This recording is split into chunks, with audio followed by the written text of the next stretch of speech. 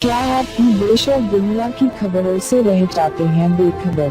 तो सब्सक्राइब कर लीजिए हमारे HT न्यूज चैनल को और बेल आइकॉन को दबाना मत भूलिएगा।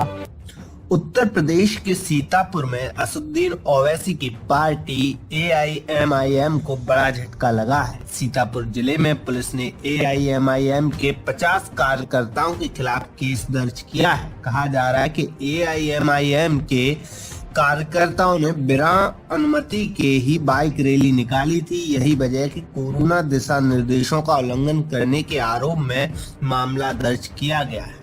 न्यूज एजेंसी ANI के मुताबिक सीतापुर में AIMIM के नगर अध्यक्ष मोहम्मद मकीम ने अपने सहयोगियों के साथ पार्टी प्रचार के लिए बाइक रैली निकाली थी।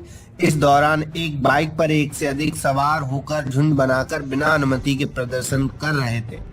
ऐसे में इन सभी के खिलाफ धारा 188 महामारी अधिनियम के तहत मुकदमा दर्ज किया गया है।